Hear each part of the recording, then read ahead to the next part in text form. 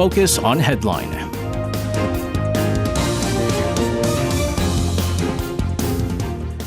And let's take a look at what major issues are making the headlines today on Focus on Headline. For this, joining us in the studio today, we have our reporters in Kwon So-ah and Choi Ji-hee. Guys, welcome back. Good evening. Good evening to you guys. Good to see that you guys are back friends again after a bit of a little clash last week. Speaking of clashing, one thing that we've seen over the years is the two rival parties clashing over different bills to be passed at the National Assembly. You have one side trying to pass a bill, the other side blocking it, boycotting it. Well, we had a very rare bipartisan passing of a special bill. Finally, the two political parties and the ruling People Power Party and the main opposition Democratic Party on Thursday agreeing to the passage of a special bill that allows a new investigation into the tragic 2022 Itaewon crowd crush incident, which claimed the lives of 159 people. So you're going to start us off. I mean, we did have some news yesterday that hinted that this was going to happen, but it did happen. But also some abstentions that were coming out as well. Give us the latest on this. Right, 551 days after the deadly crowd crush that occurred during Halloween festivities in Itaewon, Seoul on October 29th in Itaewon, the ruling and opposition parties came to an agreement and passed the Itaewon Special Tragedy Act that mandates the reinvestigation into the accident and with that secure the rights of the victims and prevent the recurrence of similar incidents. The act was passed at a plenary session this Thursday afternoon with 256 out of 259 lawmakers that were present having voted for the act, while 3 members of the ruling People Power Party abstained. The bill was jointly proposed by the PPP floor leader Yoon Jae-ok and the main opposition Democratic Party's floor leader Hong Ik-pyo. This special act has been passed by Parliament before, with the majority of seats at the National Assembly having been possessed by the DP before the latest elections and currently too, of course. But President Yoon Suk-yeol had vetoed it back then.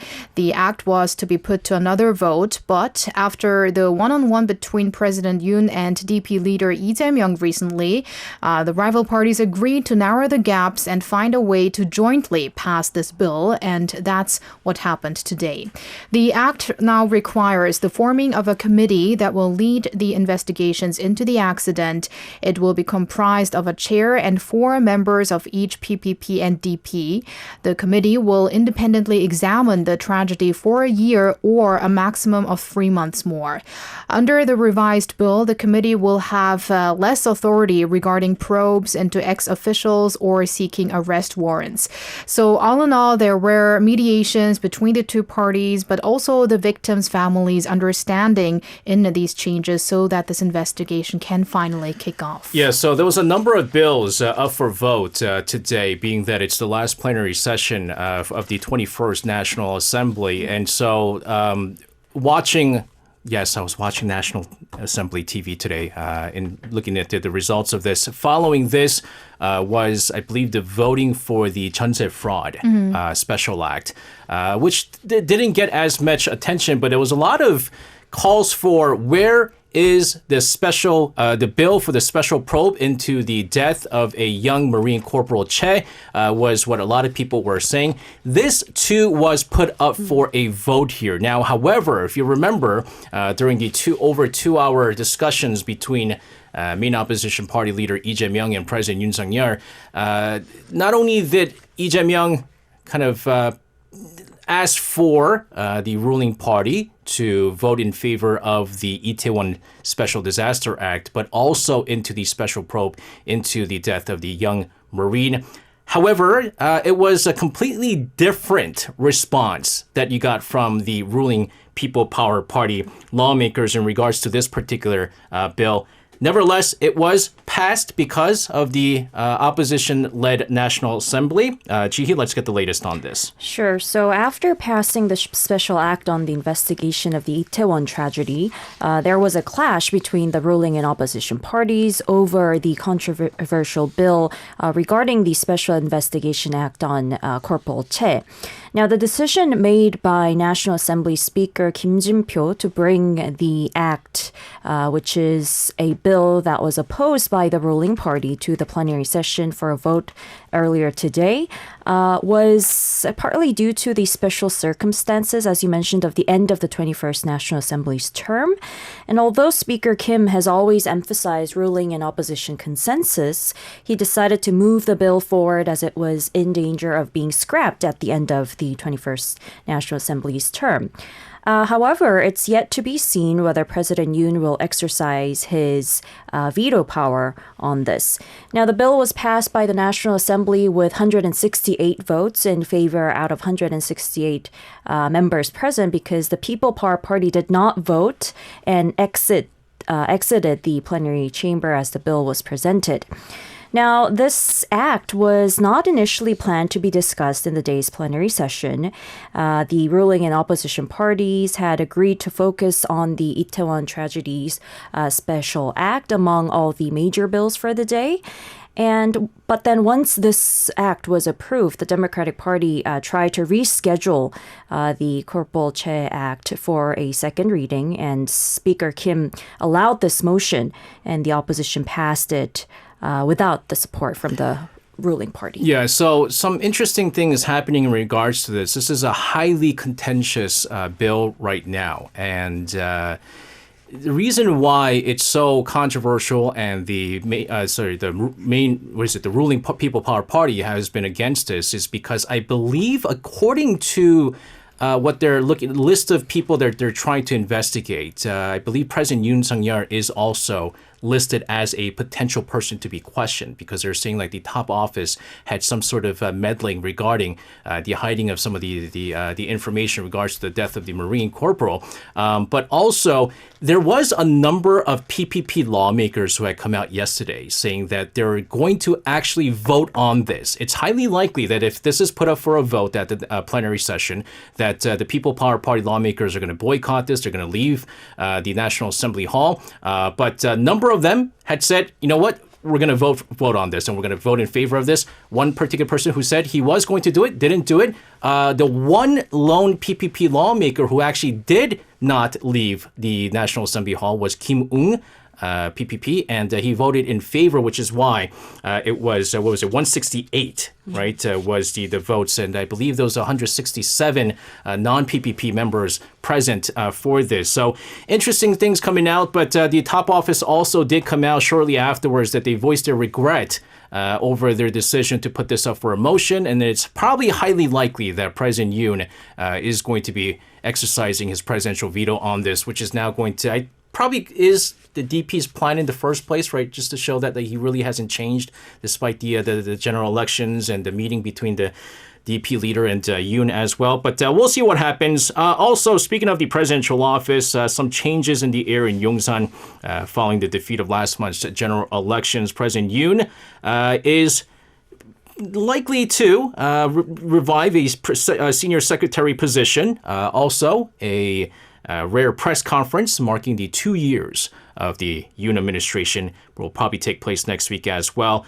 Cabinet reshuffle is also due, marking the second year, going into the third year of the Yoon administration. So a lot happening next week. So let's get the latest at the top office. Right. There are a number of signs that hint towards President Yoon showing efforts to change for the better or to change in a direction that'll help his administration improve communication with the people following the April 10th defeat, and also with the president's second anniversary since his inauguration coming up next week.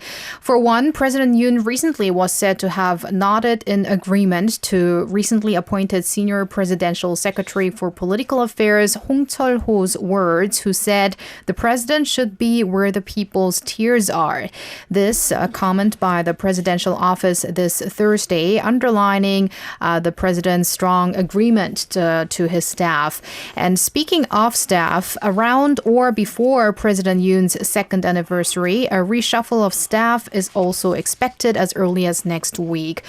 President Yoon's first personnel replacement since the PPP's heavy defeat in the parliamentary elections, which led to the resignation of a number of close personnel, started with ruling party lawmaker Chung Jin-seok as his new chief of staff. Meanwhile, there is also the chance that a senior secretary for civil affairs position may be restored Board. Such secretary would be in charge of managing personnel and overseeing political trends and public sentiment. But it was a position that was actually abolished by the Yoon administration, citing arguments that it controls the political opposition and civilians. But following his meeting with DP leader Lee Jae-myung, the revival of the position has been mentioned, with President Yoon noting that also the Kim Dae-jung administration in the past got rid of the post but revived it 2 years later.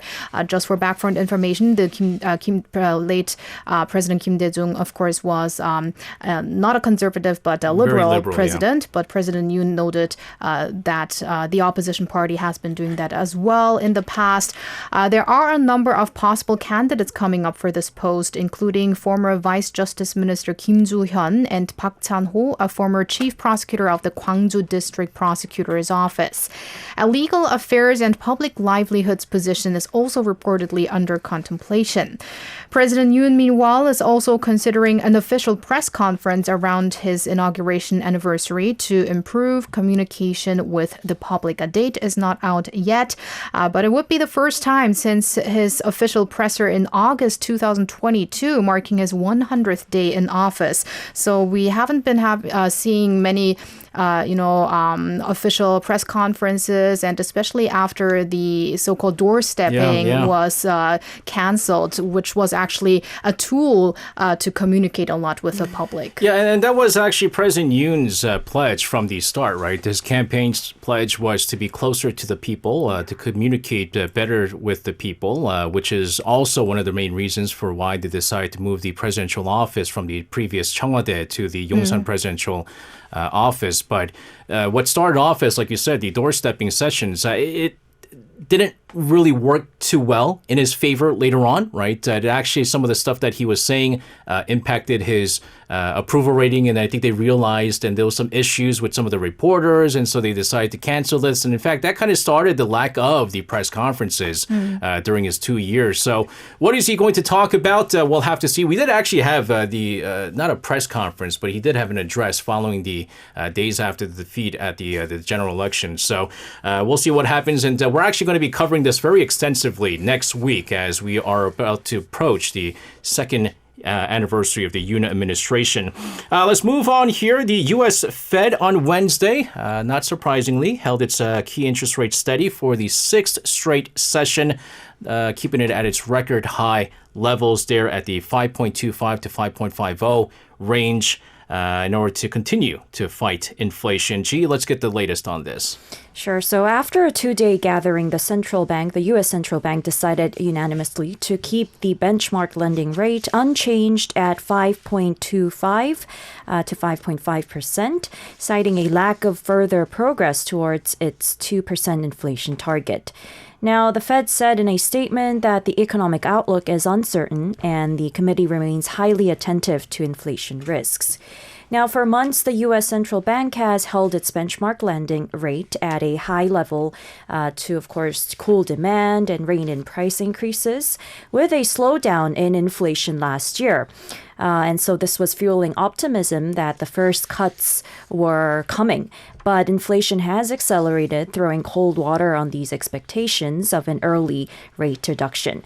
Now, the Fed said it does not expect to lower rates until it has greater confidence that inflation is moving sustainably towards its target. And Fed's chair, Jerome Powell, told a press conference it's likely that gaining such greater confidence will take longer than previously expected. And he added that it's unlikely that the next policy rate move will be a hike. Now, while the Fed's preferred inflation index has cooled from its 2022 peak of 7.1%, it still remains well above the 2% target at 2.7%. And regarding the recent Fed meeting, the Bank of Korea said earlier today in a release that traders generally perceive the central bank's stance as dovish. With the Fed signaling a further delay in rate cuts this year, the possibility of another rate freeze by the central bank later this month increased as well. Meanwhile, Korea's finance ministry provided assurance that the overall market outlook remains stable at home, yet pledged to stay vigilant for possible volatility following the Fed's May meeting. Yeah, I was just kind of looking at how the U.S. Stock Exchange, I guess, responded to all of this. The Dow Jones actually went up by 0.23 over the news here. You have NASDAQ that actually dipped down a little bit. So not a lot of changes on this. And the reason for this is because the rate freeze was highly expected. The big question being now how this is going to impact us later on. Inflation, meanwhile, has slowed down quite a bit in the month of April, falling below the 3% level for the first time in 3 months. Remember, the Bank of Korea has been looking for that 2% range, although Professor Young has mentioned that that figure is just a made-up number. Fruit prices still remaining very volatile, especially apples and pears. So let's get the details of this. Right. According to figures released by Statistics Korea this Thursday, inflation grew 2.9% in April from the same month last year. That meaning the rate of inflation has slowed to below 3% following a 3.1% on-year increase in both February and March. We had a drop back in January to 2.8%, which was the first time since July last year, but that didn't last long due to high prices of fruits, agriculture, produce, and energy. So for a closer look at April's figures, agricultural, livestock, and fishery products surged 10.6% on year, although that's a decrease from the previous month's 11.7%. Specific products are seeing no signs of easing yet. In fact, while livestock and fishery products only rose 0.3% and 0.4% on year respectively, farm goods soared 20.3%. And that's what accounted for a 0.76 percentage point rise in the overall inflation. And among those farm goods, it's fruits and vegetables, so our daily necessities that are remaining unstable. In fact, fresh fruits soared by 38.7%. And among those now, apples and pears really not affordable these days. The prices of apples rose 80.8%, and for pears, it's 102.9%, and that is the highest surge since 1975 when relevant data was compiled. Core inflation, meanwhile, which excludes volatile food and energy prices, increased 2.3% in the same month, and prices of daily necessities, which are 144 items people use in their everyday lives, went up 3.5%. As for the reason for the eased inflation, although it's still, 2.9% is not like really a big ease. No. But the reason is an official at Statistics Korea says the price of oil hasn't gone up as much as thought on the back of the unstable situation in the Middle East. Nevertheless, government expectations are consumer prices will ease at a slower pace than earlier expected, meaning the target rate of 2% should be reached around the end of 2024.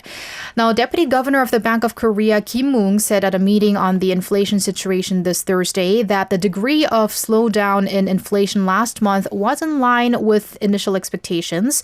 Going forward, inflation is predicted to slow down, centered on core prices, while there are still many uncertainties related to oil prices and the persistence of high agricultural prices. No, the fruit prices are just getting ridiculous right now. I saw a funny picture on the internet. You know how, what people do these days? Flexing, right? Yeah. Flexing. They flex by tossing cash in the air. There was someone who had five apples.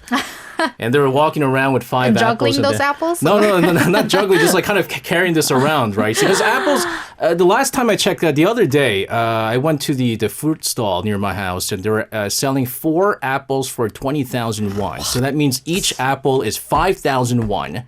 Ridiculous. It's very expensive. Pears. The other day I bought pears. 1 for 7,000 won each pair. So I bought 2.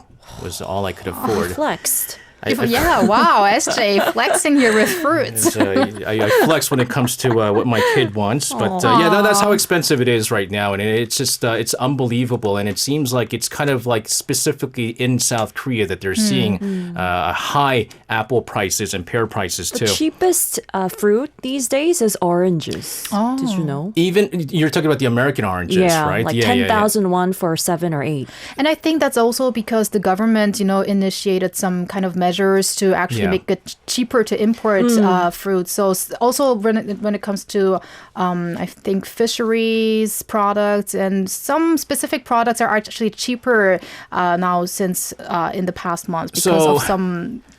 I was looking into importing some fruits to sell, and there's a lot of regulations when it comes to agriculture. And so apples are very hard to bring in. So the easiest they're saying is oranges, which is why it's really cheap. Mangoes are very affordable these days. Pineapples are very easy to bring in. Bananas and things like that. But then like apples and pears, these are stuff that are, we bring in here and you can't bring in from elsewhere. And even now they're saying fish because, if you got the news not too long ago that Russia is going to be increasing tariffs on countries that they consider unfriendly. And so a lot of the fish actually come from Russia. And so now they're going, well, the benefit, even though the tariff on fish from Russia was something like 20%, it was still better than the ones coming from like Alaska, for instance, because of the shipping costs. Now they're saying if they're going to up this up to like something like 33%, it's too expensive. And so now they're not going to be able to get, are they going to go with the Russian imports, even with the 30+%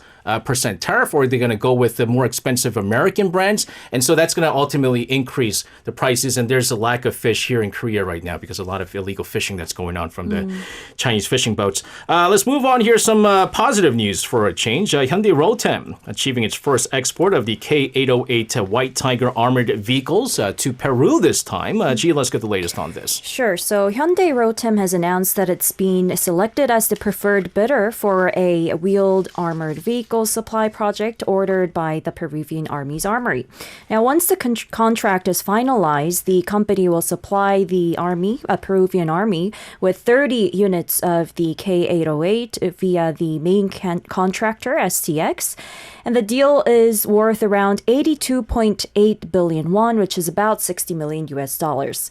Now, this project marks the first time that a domestically produced combat armored vehicle will be introduced into the Central and South American markets. And this, the K808 White Tiger, which is known for its excellent mobility, is the standard wheeled armored vehicle used by the South Korean military as well. And it's classified as an infantry fighting vehicle and is capable of rapidly transporting troops in open fields on the front lines. Now, Hyundai Rotem has been developing its own wheeled armored vehicles since 2003 and has been improving its capabilities by creating different prototype models as well. And in 2012 and 2016, the company secured a project to develop the system, and it has completed the development and established national defense standards regarding it. Now, Hyundai Rotem offers two different models of this vehicle as well, and the K808 model in particular, which is being supplied to Peru, is specifically designed to operate efficiently in tough battlefield conditions. And it comes with a range of advanced features that sets it apart from the K806 model. And so, for example, it has run flat tires, which can continue operating it even if they're punctured. And also, the vehicle has an automatic air pressure control system.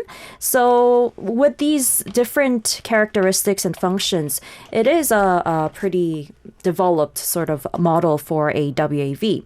Now, Hyundai Rotem's recent decision to export this vehicle to Peru is expected to help the company establish a solid foundation for expanding its business in Central and South American markets. Now, these armored vehicles continues to grow in these regions in particular to combat counterterrorism and maintaining law and order. And it presents an excellent opportunity, thus, for Hyundai to grow its business in this market. Yeah, so Hyundai Rotem has been really enjoying this business right now because prior to this boom that we've been seeing in the K-defense industry, something that kind of started a few years ago with the previous administration, now really kicking off with the currently right now. We talked about yesterday how the defense industry has seen some positive numbers, except for Hanwha Aerospace on-year numbers because they lost out on some of the contracts. But Hyundai Rotem was actually initially making most of their money producing. They're in charge of the KTX trains. I don't know if you guys know this. So it's not just weapons. They do a lot of the vehicle stuff, and so they do high-speed trains. They had contracts in place with overseas. Anybody that wanted to make these high-speed trains, Hyundai Rotem would have the contract, and they were doing that. But it was very minimal, right? And so they were really expanding the K-defense industry. Now they're really piling up on the cash through this industry here. Good to see that.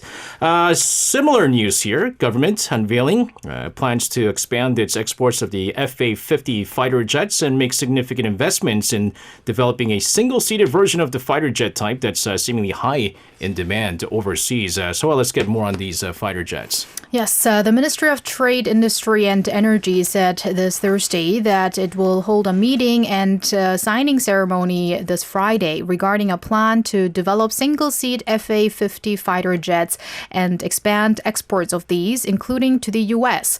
According to the ministry, 49.4 billion won, or roughly $35.7 million US dollars, are to be invested in this project, which involves the public and private sector. One of the nearest goals is to provide the U.S. with 500 units in 2025. Korea Aerospace Industries, Hanwha Systems, LIG Next One, Defense Acquisition Program Administration, Korea Planning and Evaluation of Industrial Technology are all putting their heads together for this plan. So far, 138 units of the FA-50, which, according to the industry minister's Industrial Policy Director General Lee Seung-yeol, boasts the world's leading competitiveness when it comes to not only performance, but price, operational costs, and delivery time, have been shipped to 6 countries, including to Poland and Malaysia. But so far, it was the double-seat version of the jet. Now, officials look forward to the development of the single-seat variant to pave the way to tap into many more global markets. And again, with the U.S. market in mind, the government vowed to spare no efforts in establishing a robust defense ecosystem and increase research and development so that the FA-50 jets can be exported in 2025. Now, until 2028, that's the plan of the term of the plan until 2028. The new FA-50 will have upgraded features like a 30% greater operation range and a domestically built autonomous ground collision avoidance system. And around 2030, outbound shipments are aimed to kick off in full swing. So I'm not sure about the fighter jets that they want to export to the U.S. in 2025. Probably those won't have all of the upgrades that they're looking for, because this project itself will go until 2028. I just find it interesting that they're going to be able to export some of these to the United States, right? You would assume that the U.S. would be a competing market since they are very much known for their military vehicles and fighter jets and things like that. But I mean, the news on this had really sparked. You mentioned some of the companies like LIG Next One and Hanwha System and some of these other companies that are building this, skyrocketing. And then so this is what the government has been pushing for, right? They're saying we can't just keep relying on only the semiconductor industry. We can't just rely only on the automobile industry. We need to expand further here. And the K-defense industry has been the next big thing. And we're seeing some very positive numbers into this. As long as the contracts go through, we still have the issue over Poland right now. Whether or not I believe that's Hanwha Aerospace that's going through a bit of an issue on that one. So we'll see what happens. Let's move on, talk about the ongoing rift in the government and the medical community ever since the controversy between the two sides there and the clash between the two sides. The contract rate of full-time doctors at some 100 training hospitals surpassed 60% for the very first time. So, Gia, let's get the latest on this. Sure. So the percentage of full-time doctors on contract at training hospitals has risen from 30% to over 60% since the collective action by doctors began. It remains to be seen whether whether this will provide some relief to the remaining doctors who are experiencing burnout in their hospitals.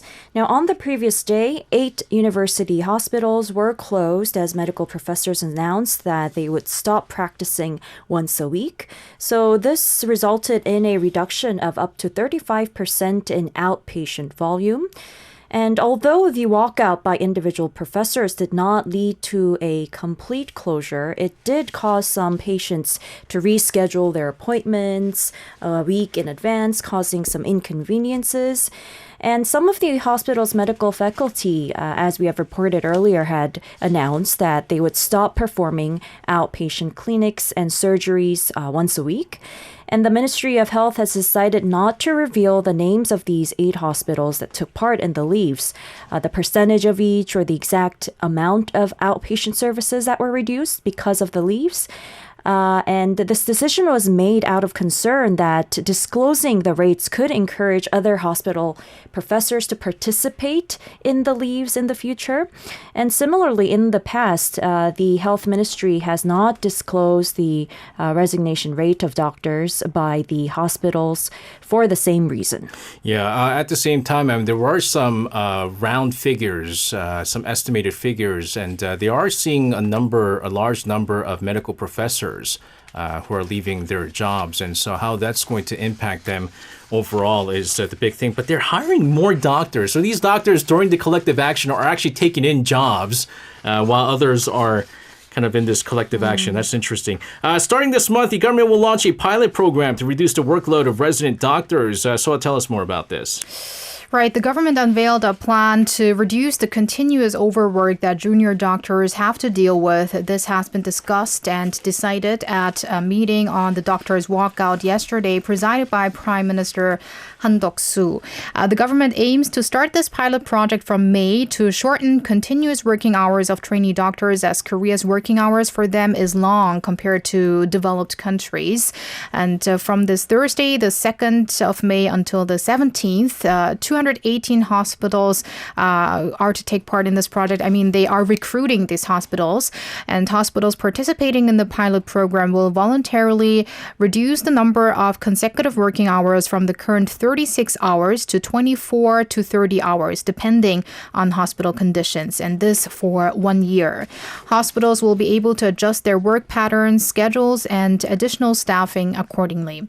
A related law that will help reduce working hours is also in discussion, aimed to be implemented by February 2026. Yeah, amongst the doctors all around the world, South Korea still has one of the highest work hours, not just for the junior doctors, but just doctors overall. But is this going to be enough to make them happy is the big thing. The court has stepped into the medical school quota increase issue by requesting the government to come up with specific grounds for its plan. Now the page has turned on them, because this is what the government has been asking the doctors to do, right? Give us a scientific background evidence on why you think there needs to be no increase in the medical school, no additional doctors, blah, blah, blah. Now the court has been requesting to the government. Gee, tell us about this. Right. So the primary disagreement between the government and the medical field regarding this whole controversy is concerning the size of the expansion of quotas in medical schools, which is 2,000. Now, while the medical community argues that the government selected the number arbitrarily, the government claims that it was determined through careful research and deliberation. And so the court has intervened and requested a scientific basis for the number to the government. Now, the Seoul High Court asked the government to submit relevant data by the 10th of this month during the hearing of the appeal against the enforcement order to expand the medical school. And the court said it would review the meeting minutes, determine whether the human resources and the facilities were properly surveyed, and determine whether the budget was sufficient as well. And the court also asked to withhold final approval of the increase until the middle of this month. And in response, the government said it would faithfully prepare for the materials. And they also said that the final the approval of the 2025 college entrance examination implementation plan is scheduled for the end of May. after the court ruling, so there will be no disruption. So the Medical Professors Association of Korea welcomed the court's acceptance of the medical community's opinion. However, the court explained that the request was not legally binding. And as per the Education Ministry and the Korean Council for University Education, which is a group of 4-year universities and 31 medical schools, have presented their final admission plans for 2025, indicating a total increase of 1,469 slots. And the combined increase could range from 1,489 to 1,509, this depending on the decision made by Cha University, which is the remaining medical school. So the university's current quota is 40, and it's expected to seek an increase of between 20 and 40 seats. The funny thing is both sides, the government and the medical community has been, well, actually, now the court has asked, but they kept on raising the issue of you need the scientific basis. Where's the evidence to show that this 2,000 number is the right number here, and why the medical community believes that scrapping of the medical quota is the right thing. But there was no scientific basis on whatsoever, right? So now the government's kind of forced to come up with their own logic. They were only basing on what the public's been calling for, right? The public is asking for more doctors and things like that. Whereas I believe the Med School Professors Association, they put up an open call for a research paper for the professors to come up with some kind of research paper that show that they don't need an increase in the doctors and things like that. And some of the arguments that's been using right now that the doctors have come out is something like, we're living in a situation, in an era where there's a declining birth rate. So that means there's going to be less people. So we don't need as much doctors is what they're saying. But declining birth rate also means that we're an ever so aging society, right? And one thing that we've learned is the older you get, the more often you go to the doctors. And so there's all these arguments being put in place, but we'll see if the government also comes out with their scientific basis. Guys, thank you very much for your reports today. Have a safe one, and we'll see you guys again. Thank you. Thank you. You can listen to Korea Now with me, SJ Lee, by downloading the Arirang Radio application, or tune in online by visiting www.arirangradio.com. So make sure you tune in Mondays through Fridays, 6 p.m. to 8 p.m. Korea time.